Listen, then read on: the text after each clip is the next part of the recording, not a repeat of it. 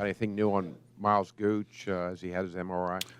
No, not at this moment. Waiting for some swelling to go down. As I said, very difficult situation for him. So our thoughts and prayers are with him as he try to make some headway into where he is and the evaluation of his knee. So we won't know till the swelling goes down a bit. Miles obviously was having a tremendous year, and it seemed to be almost kind of that go-to receiver that you guys were kind of looking for at the time. I know Kanan stepped up as well, but who fills in? Is this more of an opportunity for Keon Johnson or for Kyle Dawkins to get back in there? Miles had done an excellent job of kind of being that guy and actually worked himself into being one of those go-to type of guys. We talked about his work ethic throughout the whole, preseason and into the season. And again, one of the good things about playing several receivers is, no one has been shy of an opportunity to go in a game and play. So obviously there are one or two that are going to have to step up and, provide some of that leadership, some of those playmaking abilities, being able to run those routes, a lot of the things that Miles was able to do. So, we're deep in the receiver position, and we're going to have to have some guys step up. You also added a name on the depth chart in that position. Right. Jamil Kamara was one of those players one of those true freshmen that, that we played this year. So, his role has increased. He's been in, special teams units, but, with the situation that we have now, we just have to make sure with Donnie Dowling, Jamil, as you said, Keon Johnson, those guys have to step up and give us opportunities to make plays. Your 4 ACC games have been determined by a total of 16 points, I think it is. What does that tell you about your team, the conference, and your 4 remaining games? Well, the team, it tells me about, we've been very competitive this year. We've stayed in a lot of games. We've won some close games, and obviously the ones that you lose, you always go back and look at what could you have done and the costly errors that were made. But the one thing about this team thus far has been productive in a lot of areas. A lot of things have improved for us. What it says about the conference is you look at, the teams that are playing each other, particularly in the Coastal. I mean, you have, games we've won that other teams have beat other teams. It's just, it's just one of those things that, on that given Saturday, you have to be at your best. And, you look at the Coastal and who's played who thus far, it's indicative of that. And as far as the games that are left to play, again, there's some good teams left to play. And whether on the road or at home, you have to play your best because as it looks right now, it truly is going to go down to the last game deciding who's going to represent, what side of the conference. Well, and that's for us. We just want to be close and be in it and have an opportunity to be competitive in the end. So that's the main focus right now for us is, despite the 2 losses, that there is still an opportunity to achieve some goals these guys have set for themselves. Mike, when you beat Georgia Tech in 2011, that was a very experienced defense. I know you also had a bye week to prepare, but this is an experienced group other than Quinn Blanding, and he's played really well. Does that give you a level of confidence going against that option offense, knowing you have guys who have seen it before? It's important that you have guys that have played in football games, and particularly now we're talking about an offense that is, Coach Johnson's done, a great job in mastering his offense. Has a little bit of not only the spread option look to it, but some of when he was at Hawaii, some of the elements of even now with the play-action passing game to it. So he's taking it to another level for them. It's important that you've had guys in games that, have played against that. And we've had guys, their college career thus far have played that style of offense. It's equally as important for us now to understand that, their quarterback is a special player. They have the fastest guy on their team as one of their backs. And although they lost Lasky, their fullback, another young man stepped in and just kind of fit the system and just kept the system rolling. And we watched the Pittsburgh game, and obviously it was, you get 5 turnovers in the first half. I mean, that's a pretty good deal for them. But they just run, they do what they do, and they do it like clockwork. And so it's going to be important for us, the defensive guys, to make sure that not only assignment oriented, but understanding that this is going to be a grinded out type of game, and we got to be ready for it. I don't know whether you heard Alec say that, talking about the onside kick, that he just thought it was executed perfectly. Having watched it on video last night, the guys didn't turn their back. They just kind of got overwhelmed. What did you see on that play? I mean, again, they did execute perfectly on that. If you're going to critique what we did, probably should have had Kyle maybe a little wider, and because where they kicked it was one of those right behind. He didn't have to turn around and get it. So, again, that's one of those things that, it was a big call on their part to go for it at that point, but they executed. If you remember the Pittsburgh game, they tried one like that, didn't go 10 yards, and we got the ball back. So, it's a learning situation for us that those one-play opportunities, particularly in the special teams aspects, they can be critical. In this one, they were. Mike, your defense had been doing a pretty good job of limiting explosive plays until Carolina hit you for 3 or so on Saturday. Georgia Tech is known for kind of popping those big plays every now and then. What's the challenge there, and what kind of confidence do you have in your defense to stop that after Carolina did it a couple times on Saturday? Georgia Tech is an offense that, if you're poor in your assignments or the execution of your assignments, then they can hurt you because they have the type of skill set to do that.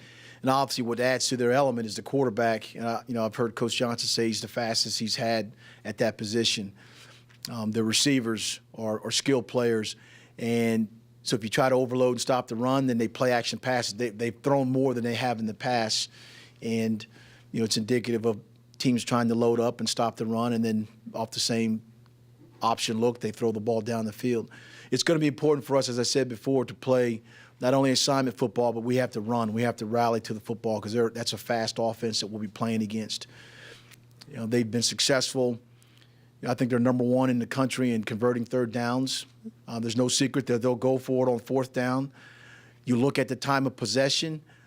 What's interesting is I believe both of us are very close in the time of possession when we have the ball. So it's going to be important for us offensively that when we have the ball that we make the most of it in terms of whether it's points or field position, because they have the ball because they're first in, I believe, one of the tops in first downs. They're first and third downs, and they'll go forward on fourth down. So you look at the two teams and the possessions that they have.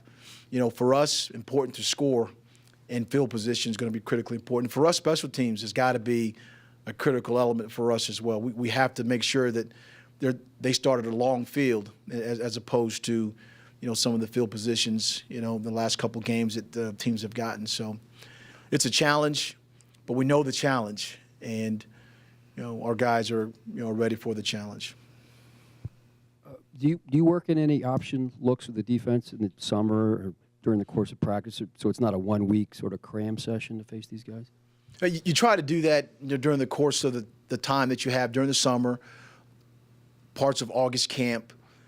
When we had an open week, there were certain days that we designated towards, read option type teams, and designated a day, for this spread option look as well. So you try to do as much as you can because it's hard in just 1 week's time.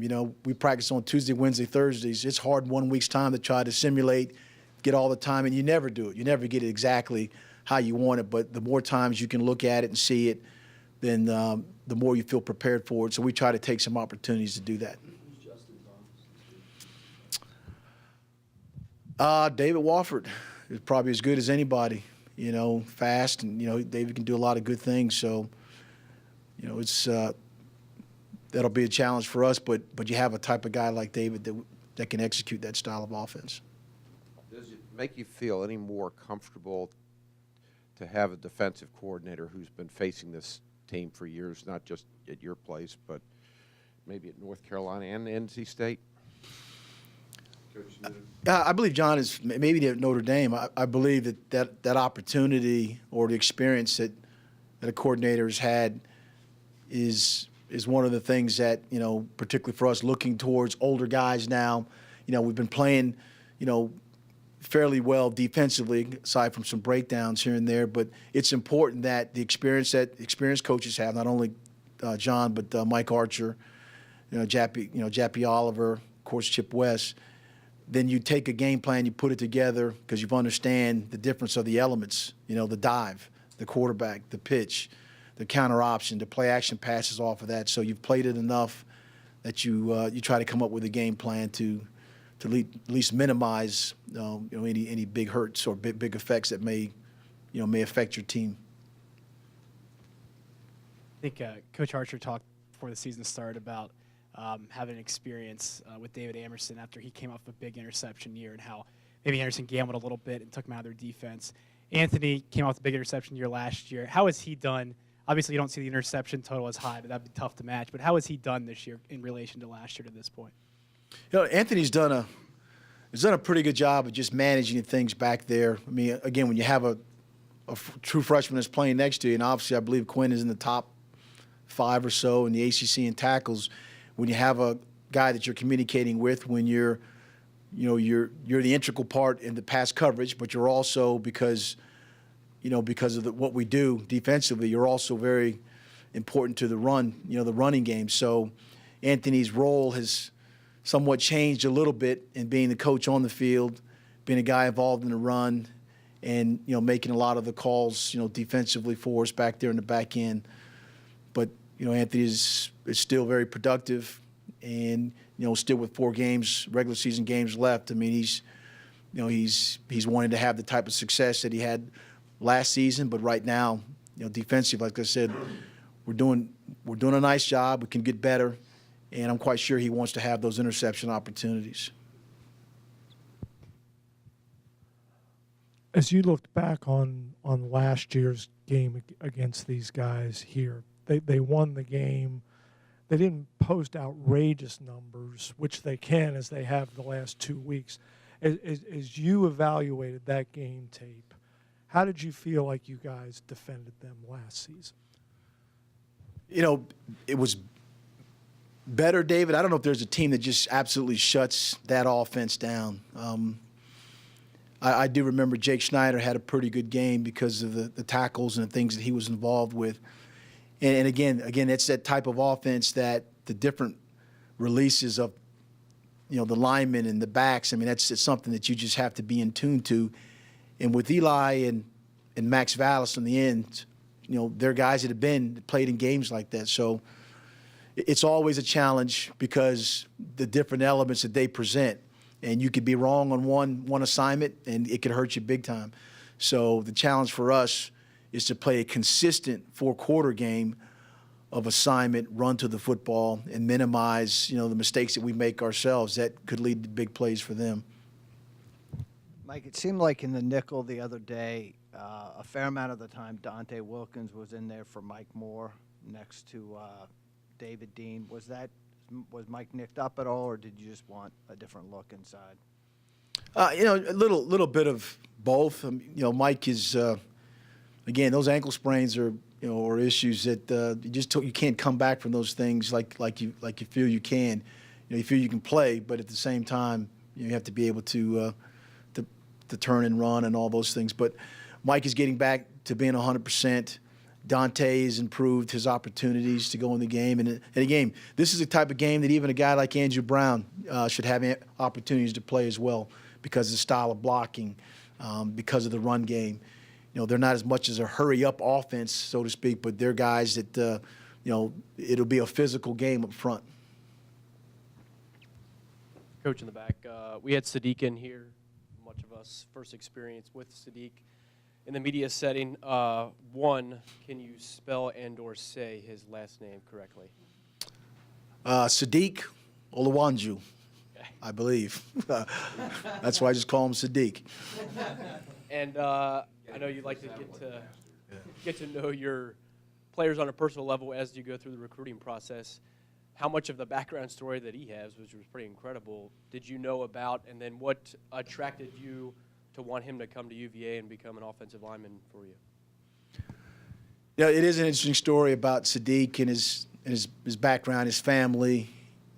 With his grandfather, having some, some royalty, based on, his, his in his life. And Sadiq went to a prep school, so to speak, and became a better player. I had a chance to sit in his home with his mother and his sister and just kind of see who they are, what type of people they are, and he's got a great mom that's doing a great job raising her family. But Sadiq wants to do well. He's the word student athlete. You can look at him. School is important to him, as education should be to any young man. And playing football is important to him. And I believe that he'll be a player that will be a very good player for us. Even though he's had a little knee issue at the beginning of the season, he's still playing. He'll get better. And I believe he has a bright future ahead of him. You mentioned this last night. Looking at the playback, it looked, they called the second pass interference on Phelps. It looked like if there was any play, it might have been Hosky holding a guy. But have you gotten any answer yet on that second pass interference? Not of as yet, Doug. As I said, there's the process we go through with the ACC and Doug Rhodes, and we'll get feedback on. We have an opportunity to turn plays in and get feedback on what they thought or what the official thought, and then put it to bed basically. But so as of yet, I have not gotten anything back, and we'll remedy whatever we have to do. Now, as I said, penalty was called, and we had 5 penalties on defense, none on offense, and then 2 on special teams, and that's way too many. We got to do a better job of reducing the number of penalties, regardless.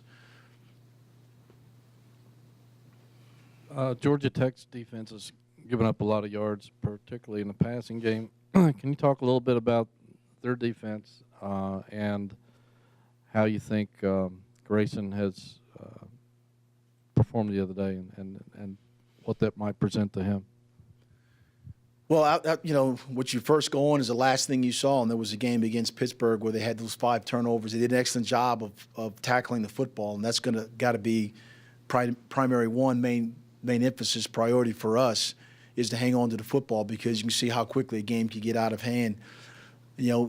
Teams have been able to run the ball and throw the ball on them, but as of late, they played this last game. They played pretty good defense. And I'm sure having a home game for them, that they'll be ready for us as well.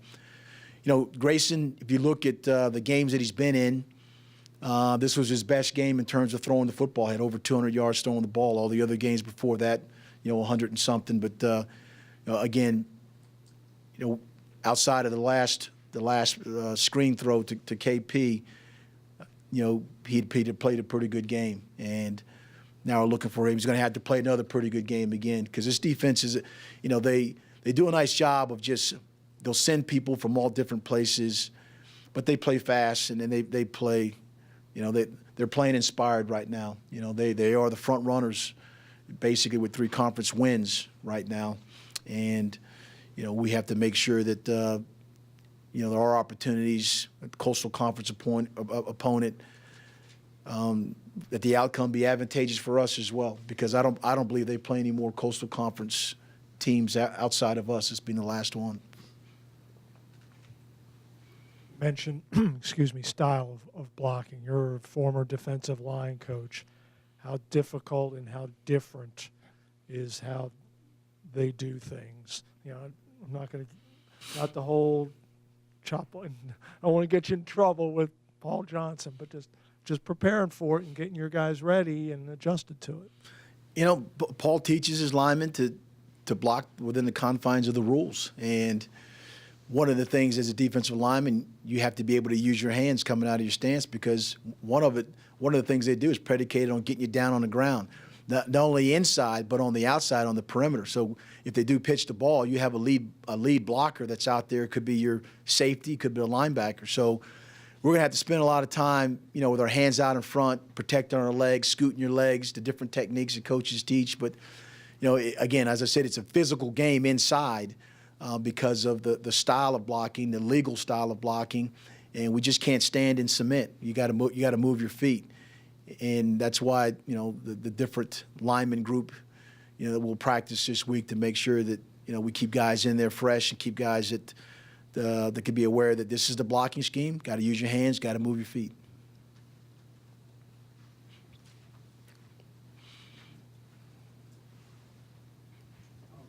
Kind of following up on that, you mentioned Andrew Brown in connection with the style of blocking. Is that more of getting him a larger rotation, or is it something he's done well or showed in practice that would make him, effective against this sort of thing?